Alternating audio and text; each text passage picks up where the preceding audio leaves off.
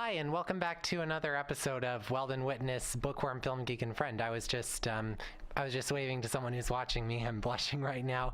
So, this is my brand new book, The Blacktop Brothers 5 Taking Flight. It's like almost 600 pages. And I spent the last I started it actually back in September and finished it in July and have spent the last 2 or 3 months editing it, and it's finally in my hands. It's the final book of this series, and like I said in the last one, I told you I would show it off, and so for the first part of this episode, I'm going to be talking a little bit about the entire series, which I have right here. It feels so weird to finally be able to have the entire story here, because this was never originally planned to be 5 books. I don't know if I've told you this before, but I originally wrote The Blacktop Brothers intending it to be just 50 pages or such, something that I could finish in 3 days when I was 11 years old, because I was bullied a little bit in 6th grade, and like bullying of any sort can really get to me. And during the summer between 6th and 7th grade, our splash pad I lived near was vandalized. The tiny whale slide and the seal spout were partly broken, and the name Maddock was going down the whale slide, which is the name of the main antagonist in these books, Madik. I figured I'm 11 years old. I can't do anything about this, and I'll probably be bullied in 7th grade. Or will I? Maybe I should try to write a book that will make me feel better about all this.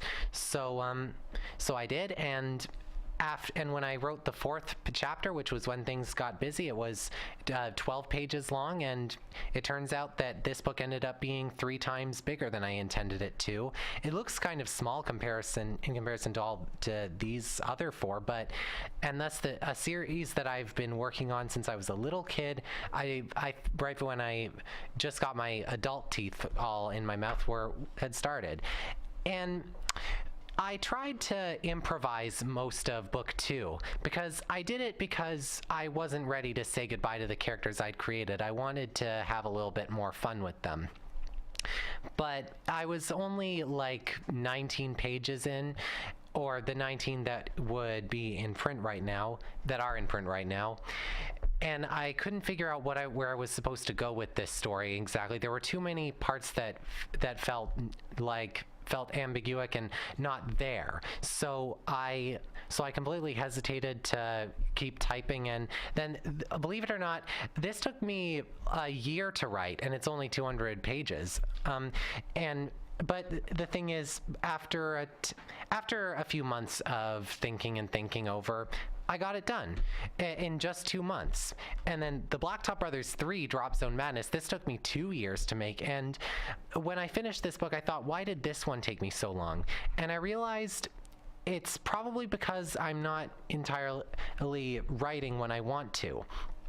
Because there are certain authors who write during the day and some during the night. Some authors get up extremely early so that they can write before lunch, and because after lunch it might not flow properly. And the thing is, for these first 3 books, I wrote them all on our family family computer. And you're going to find out why I said laptop first. Because I didn't have a laptop yet. And I've realized that the time that I really like to write is when I'm at school, because that's pretty much when my brain is turned on, and also at night, which is when I'm supposed to be in bed. And my parents never let me stay up that late, even if it was to write, only if it was for school-related homework stuff. But then I finally did get a laptop for grade 12, and I had a spare, which was, pretty much everyone knows what a spare is, and most people have probably lived through one. It was the best. It let me not only hang out with friends, but write when I wanted to. So The Blacktop Brothers 4, years ago or from now, this one only took me 5 months to write, even though it's 3 times as long as book 1, and that book took me 6 months. And so The Blacktop Brothers 5, I had I almost forgot to mention, when I wrote the Blacktop Brothers 3, I basically did it just on a dare of myself because I felt like maybe it could just be the first and the second one. Then I went to Canada's Wonderland one day and thought up all these different ways my characters could run around, maybe fire some weapons. So I came up with a small idea of them messing with an amusement park to change the block breaks and change the gravity forces to make everything hectic. These books are kind of like comedy adventures. Well, the first two are anyway, where we basically get to have fun seeing the bad guys pummeled. And then the next few are a lot more adult themed and a lot more serious and a lot more sad. So, and I also realized when I finished book 2 that there was still a lot of stuff that I didn't write about yet. So I decided, you know what, I'll make 2 more books and that's it. And then I wanted to add some, because I felt this was going to be the last one, I wanted to have some more views on this book for my characters. So for the very first time, I changed main perspectives. And that made it a lot longer than I anticipated. Christopher Paolini, the author of The Inheritance Cycle, originally planned this to be a trilogy, but then when he wrote the 3rd book, he realized for what he wants, it could be like 2,000 pages. So he stretched it into 4 books, just like I stretched mine into 5, and thus it was originally going to be 1, then 2, then 4, and then 5. And the funny thing is, I don't know if I'm done with this series yet, because to be fair, one thing that I will admit is I feel like I was in too much of a rush to print the first book. I noticed when flipping through it some things that I would have changed, even when I at first got published. So I've been thinking a little bit lately about redoing the first 2 books. It would be kind of like a kid version and an adult version, but the same story and same resolution. Or maybe not entirely same story. Maybe I could even change it so the characters did kind of different things but ended up the same way, I've been contemplating it, and I think that it could work. Some people have said, no, move on to another project. Well, I guess I originally started publishing all of these books because I felt like I wanted to get my foot in the door of some big companies, because I have a lot of ideas for new material for future books, and I feel to get an agent, they need to take me seriously, and they could take me seriously with this. I still feel that way. I feel so proud of myself. I don't mean to brag, but I do, having these books right here with me to show you all, but maybe I'll just redo the first 2, and then I'll seem a lot more courageous or brave. So yeah, this is the book 5, and maybe when school comes up again, maybe I'll even sell these, maybe open up a table. I don't know, we'll see what happens. So that's it for me talking about my books. Now I'm going to be doing some movie and book reviewing. First, I'm going to be talking about some books that I think are funny, and then I'm going to be talking about biography movies. But first, I'll give you a music break. Thanks. Hi, and welcome back. So, as I said, first we're going to start off with books that I think are funny. And you might be thinking, this guy has bad grammar. Don't you mean comedy books? Well, to be fair, it's harder than you think to make a book that's basically comedy, because well, it's harder to make someone laugh when they're reading a book rather than watching something, because you don't have the delivery of an actor or a voice to do it.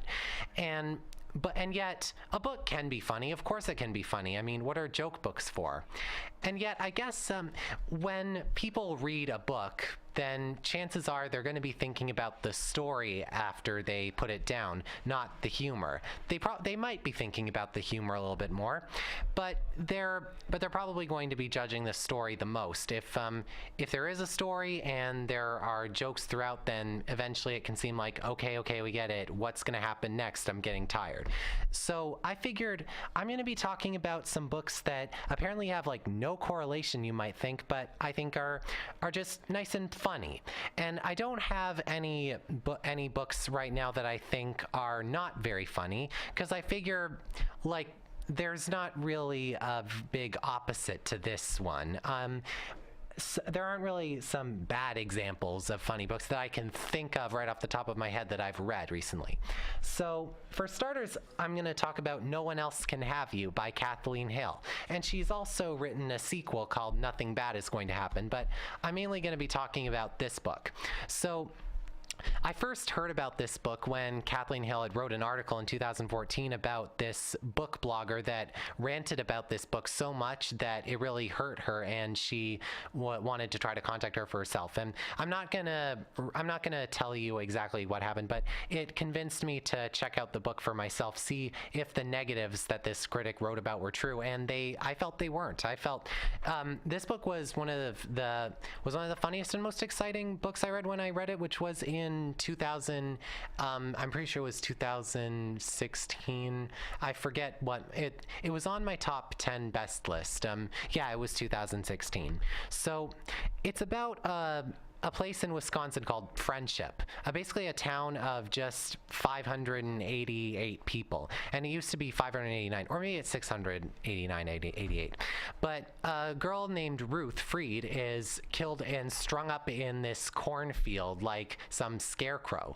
And she had a best friend named Kippy Bushman, and she is given Ruth's diary, and at first she's grieving, but then she reads it and thinks, Ruth might not have really liked me that much after all. But still, the police aren't really used to solving murders. They're more about helping cats and making sure that charities end up proper handled. And they blame the first person that's on their list of culprits primarily because he was a big vandal, thief, and liar. But Kippy feels like it wasn't him. She wants to be sure, even if Ruth might not have liked her. So I bet you're thinking it's a murder mystery. None of these are murder mysteries, but except for this one. But let me just say that what I liked about this, apart from it obviously being funny, being able to make me chuckle, is it made me chuckle because of the main character, Kippy. She is a lot like me in that she has a lot of embarrassing childhood memories. She lost her mother at a very young age and went through this trauma where she might go around hugging people and maybe even sometimes pretending to be Batman. And it kind of grew on her weirdness to a lot of people. And so people don't really take her as seriously, which makes it for some funny memories and some upsetting moments. And during a climax, I'm not going to spoil it, but she's sent in a situation where she has to basically escape a big, tough, locked building, and the end result just. The end result made me immediately want to read the sequel, and this should have been maybe on my list of books that are very easy to get through. Even though it might stall a bit at first, the more you read, the more you just won't be able to stop.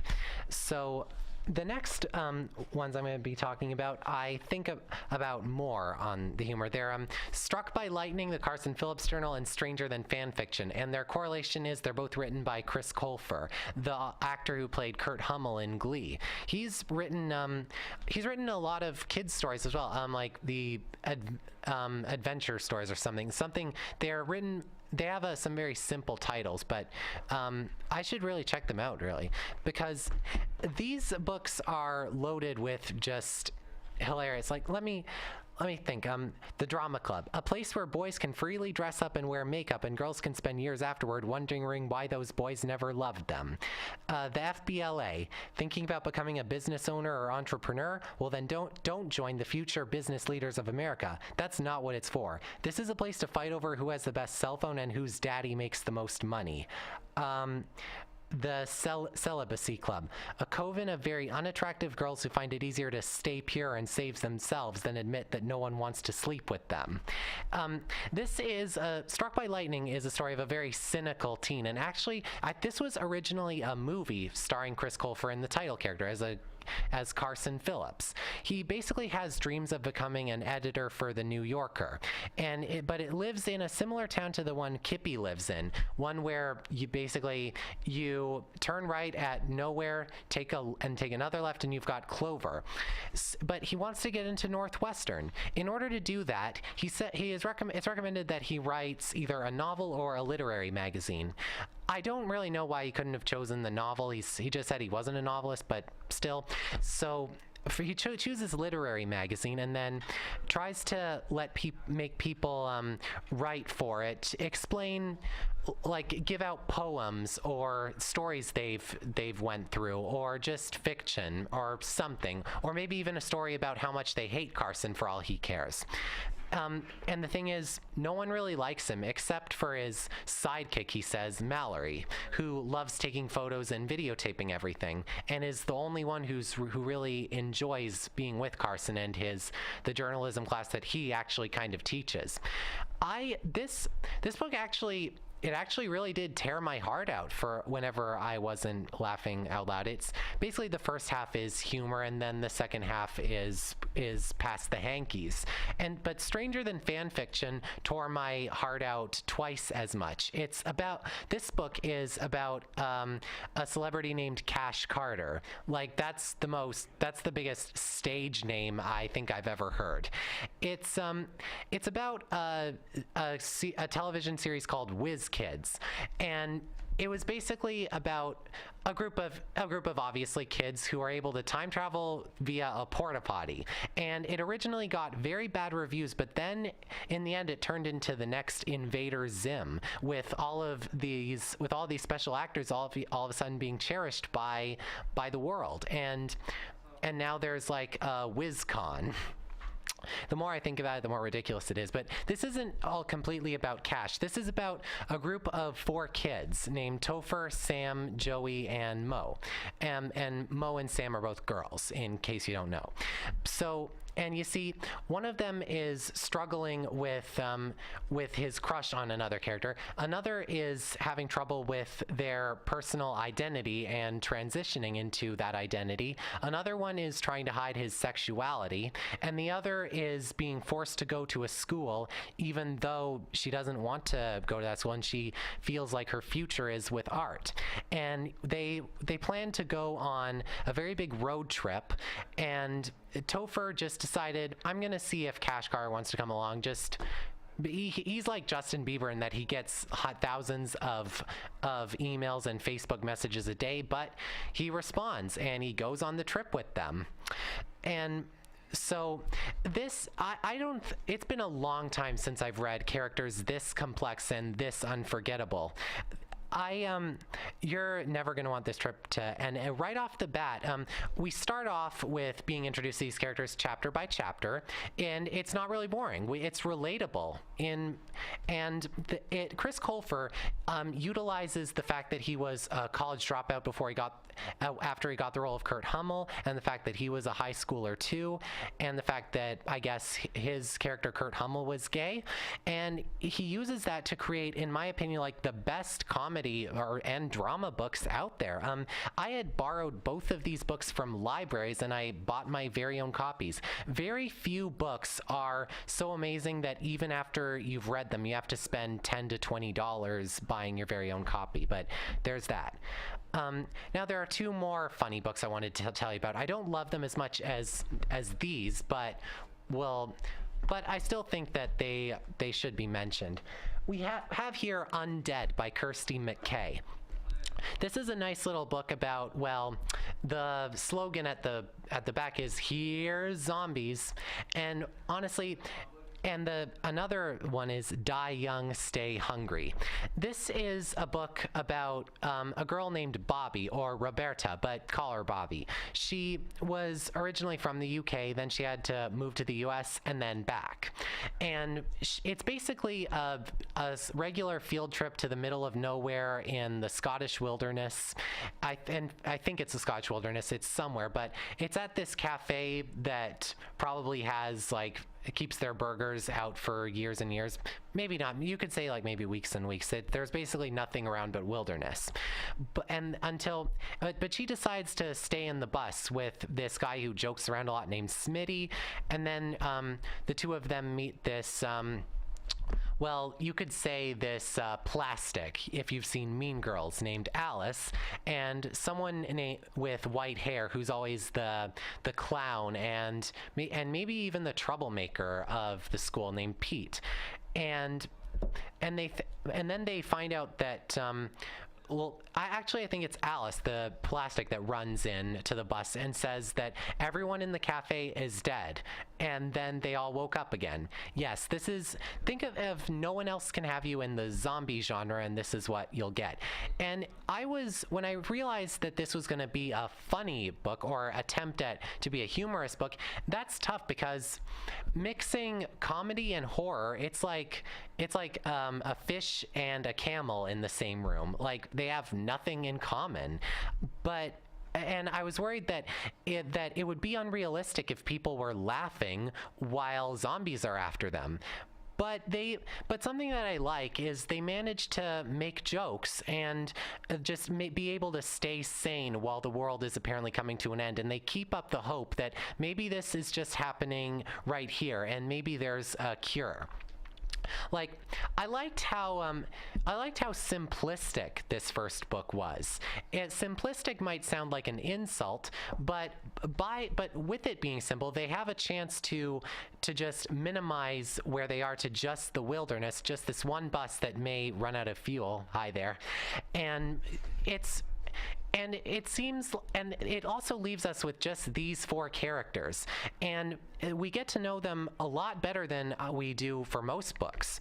And I also liked how much Smitty also changes. He changes from like the jokester to the serious person, and while I felt like by the time the ending comes, it dives into the cliched YA genre, I enjoyed it enough that I'm going to pick up the sequel unfed when I can. It's also just 260 pages, so it won't be overwhelming.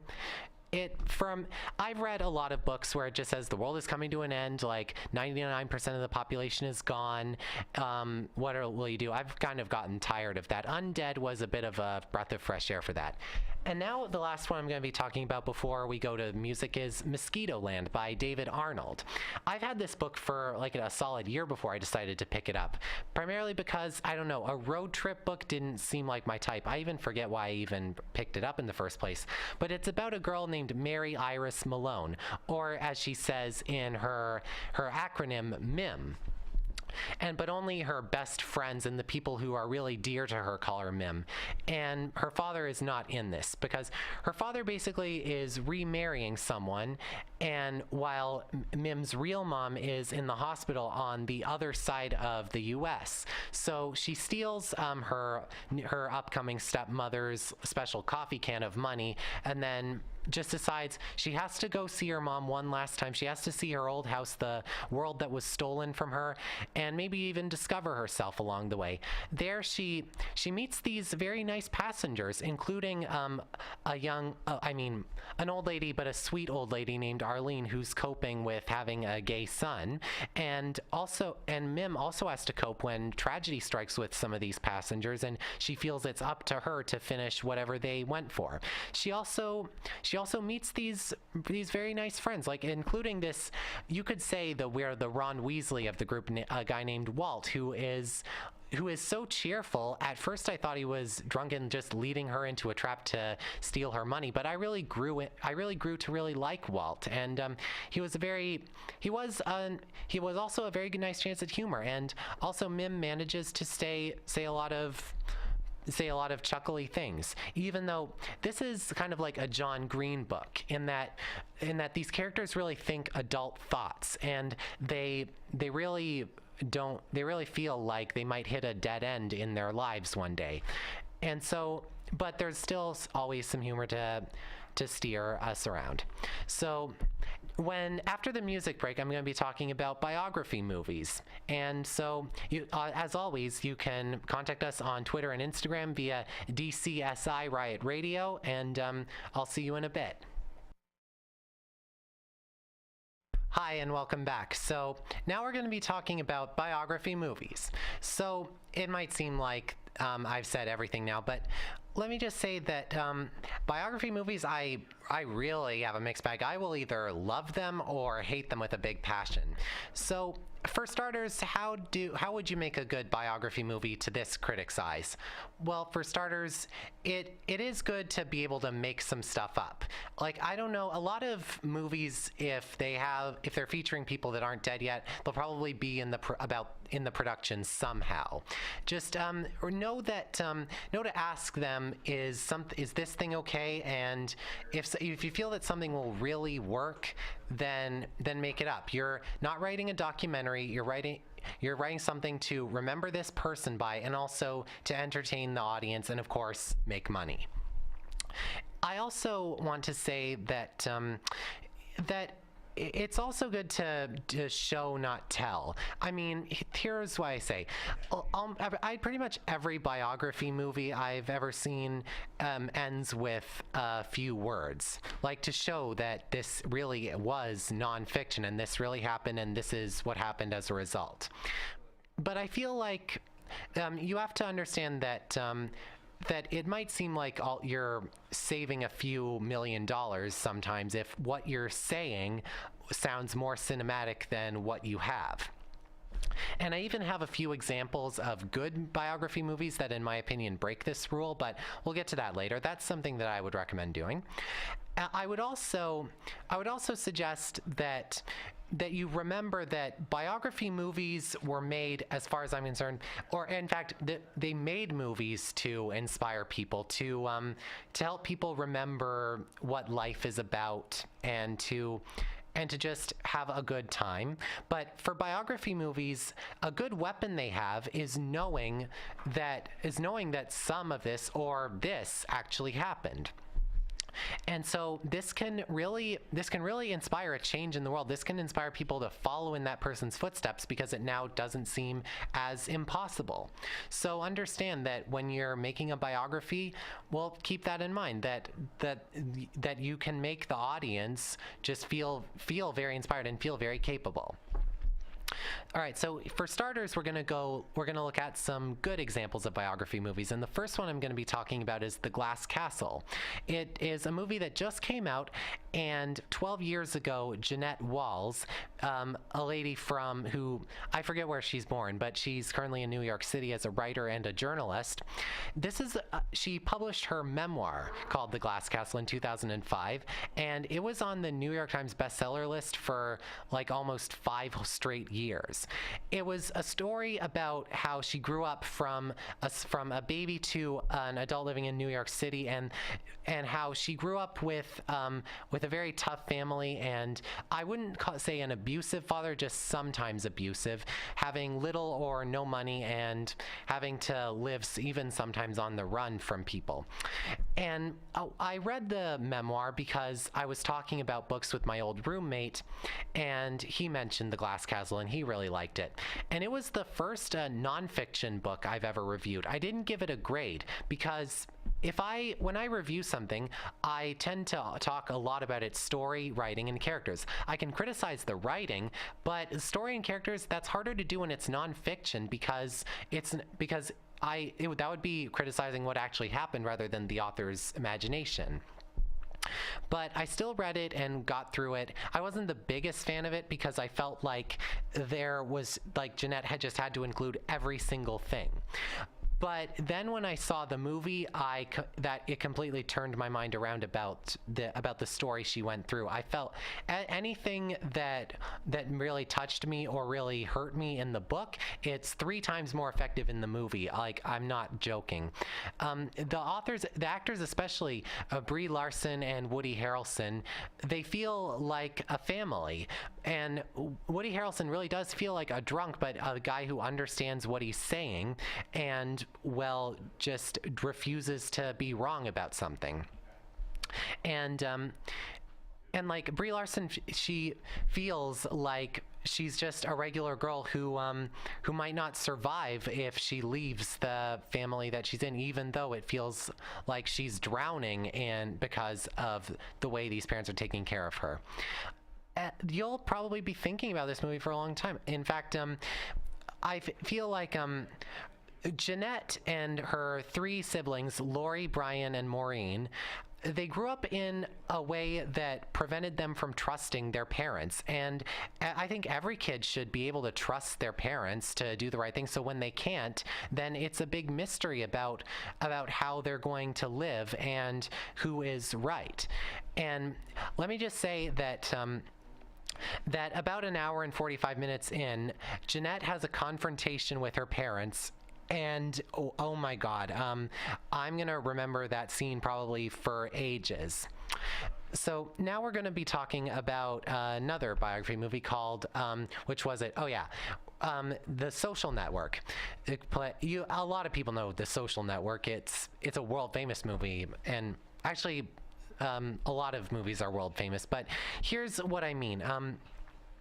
Obviously, The Social Network is about the story of Facebook and how Mark Zuckerberg started from Harvard, and apparently a guy who knew next to nothing about actual people. He basically invented a site called FaceMash where it compared every single girl on Harvard campus and let them choose between two. And it was so popular overnight that at 4 a.m, the whole site crashed, and Mark was punished about some stuff. He almost got kicked out of the school, but basically this guy, he knows his math, but he doesn't really know how to operate with people, but he decides he knows how to be online, so he's gonna try it. And it reminded me a lot of me making Weldon Witness. In fact, in 2014, when I started Weldon Witness, you're not going to believe this.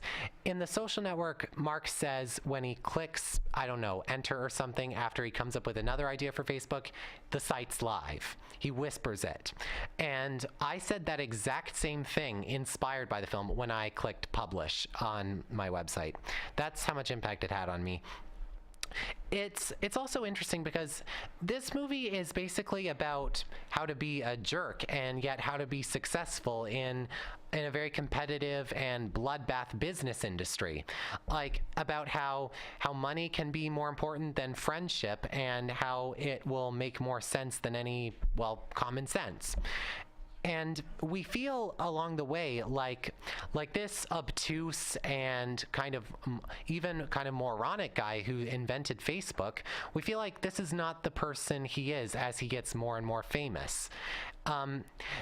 And while I was a bit disappointed that we don't get to see Mark write a check for these guys that we have incredible sympathy for, we instead read it in the final script, the final text. I still felt like this was a very impactful film about a company that I don't know if it rose and then crashed. I mean, Facebook is still popular today, so it obviously didn't crash entirely, but yeah, keep an eye on the great performances and the great script. These characters do talk very fast, but it is written in a very smart aleck and yet poetic way that would correspond with anything today.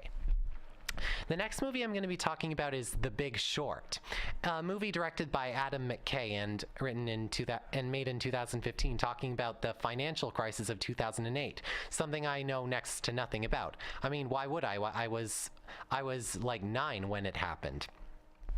But let me just say that I got interested in it when this critic, who pretty much only gives A minuses as her biggest grade, gave an A to it. And this was the same guy who directed the Anchorman movies. And I didn't really like Anchorman 2 that much, but I decided I'll see what it's like. And I originally gave it a C because I felt like this was a movie. I felt like I was in a university class rather than on my couch. This movie explains how the financial crisis happened in terms we can understand. Something that I'll give it props for is that it does something I don't think any other movie does. Whenever something gets a little too complicated, the movie does something to grab your attention a little more, like introducing Margot Robbie in a bubble bath, or world famous chef Anthony Bourdain to be your teachers to explain difficult financial terms. Why these two people are on the phone arguing over if these mortgage bonds, which are basically a ton of mortgages into one package, they're arguing about what they should do with them. And I was very confused off the bat, but the movie acknowledged I was confused. And it was a little exhausting the first time I saw it, but then I kept thinking about it more and more because it had some lines that are very memorable. Am I allowed to say the S word on this? Maybe I won't, as an example. I'll think of something else.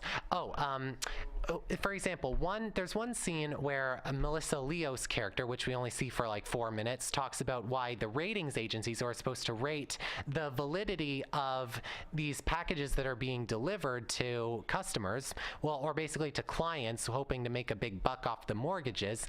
She says that if they don't give this certain rating to the banks, then the banks will just go to their competitors, and that it's more about just making a profit rather than making sure people get what they want. Steve Carell's character Mark says, "Are you kidding me? Is that the angle you're taking? So now everyone who has a boss can't be held responsible for doing, well, SE and illegal things. What are you, for?"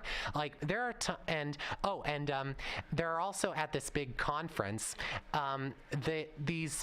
another main character looks around and says, "Looks like a ton of people just shot at a piñata full of white people who suck at golf." This movie, it's kind of like one of those funny books I mentioned.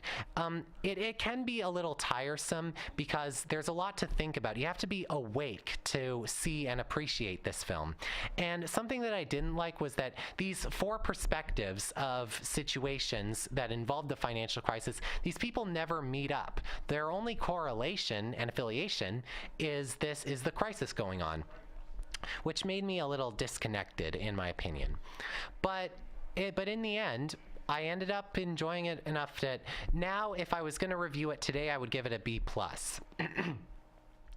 And I have 2 more movies I'm going to be talking about, then 3 more bad ones. I hope you're not getting a little tired. So the next one I'm going to be talking about is Spotlight. It's a movie that my mom wanted to see for a long time, and we always just kept putting it off from Apple TV. But it's basically a story about how this Catholic church molested these people who came to them, and it talked about how these pastors had raped these homosexual men, and no one did anything about them. Apparently, the church tried to cover it up. And here's the thing: this took place in Boston, and Boston has a lot of people who are Catholic. Like, basically 53% of the people who read the Boston Globe are Catholic. So it has a very interesting story about the importance of an honest press. Like, today in journalism, like, there are like 20 stories published in the Toronto Star a day, and there are very few stories that really make an impact. It's like a giant cloud, and every single story is just a tiny blow from your mouth, but there's a hand covering most of it. And these days, all of our stories are basically set on politics and Trump. And it explains how back when this happened, and it was about when 9/11, when this story was realized, a tiny team who publishes only 1 or 2 stories a year and spends months and months doing the research they need, a team named Spotlight at the Boston Globe, uncovered it. They really did their homework on this story, and they cared about getting it out properly. I don't know if this Spotlight team is still around, because today it would be very hard to make a story that would be worth spending 6 months or even 6 weeks covering without it getting lost. And it shows that that maybe it's time to rewind a little bit. Remember that when we publish a story in the newspaper, it can be a big deal, or it used to be a big deal, but should be. But I wouldn't have cared about all of this if it just wasn't so entertaining.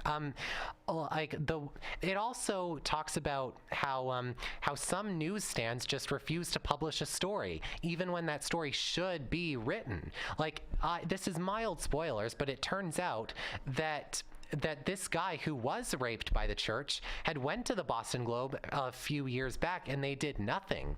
It shows the message that every single story deserves a chance in the spotlight if the person feels that it should be, or if this individual feels like it should be shared, because some people rely on the press to tell their story, and some people rely on the police to keep them safe, and sometimes we need to double check on that stuff. Oh, it seems like we're a little low on time. I had so much fun talking about Spotlight, so I'll talk about the bad ones quickly. The first one I'm going to be talking about is Sully, a movie that was released last year and stars Tom Hanks. It was critically acclaimed, but it wasn't for me. It was the story about a pilot named Chesley Sullenberger, who ended up crashing his plane into, I forget what it was, one of a sea in New York, or a big city next. It was next to a big city, I'm sorry, but he apparently, to the eyes of the people in charge of the plane, he feels that by crashing it into the lake when these birds hit the engines, that he was endangering them, that people would freeze to death. And people could have frozen to death, but they didn't. He was completely unharmed, and something tells me that if someone did pass away, then Sully might have even been put on charges and arrested. But here's what I feel is wrong with it. It felt like everything was too pale and too boring to look at, and this was a situation where I felt like the passengers were more scared than I was. And it does do a good job of showing the hero Sully was, but it goes from basically aftermath of the crash to that people suing, to what actually happened, to the final verdict. And I felt that wasn't really a good pace. When they start the third act, when they start the middle of the second act, when they depict what happened with the plane, I felt like it paused too much, and we didn't need to see it then. We could have saw it at the beginning. That would have made it a lot more interesting from the get-go. And then what I hated the most, which dragged it down to a C-, was when it decides to tell, not show. It tells us what happened afterward as Sully walks out of a conference, but what it says happened, I wish I had saw that. And also, I'm going to be talking about American Sniper and The Monuments Men. I hate both of these movies so much. Maybe you could say they're my two least favorite movies ever, and they're both biography and war movies. I guess I'm going to be ranting. First, for starters, The Monuments Men, it's a story about a group of people after the Nazis basically destroyed France and wanted to get rid and stole these paintings and this artwork of French culture. These soldiers dared to try to retrieve it to keep the history alive. Okay, sorry, I guess we need to end the show here, but I guess we can talk more about these later.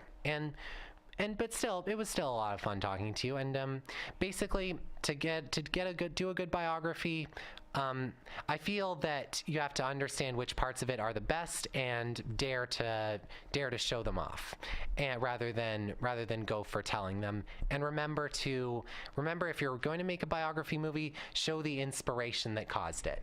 Okay, so till next time, I'm William McGinn on Weldon Witness, Bookworm, Film Geek, and Friend, and thanks again for watching or listening.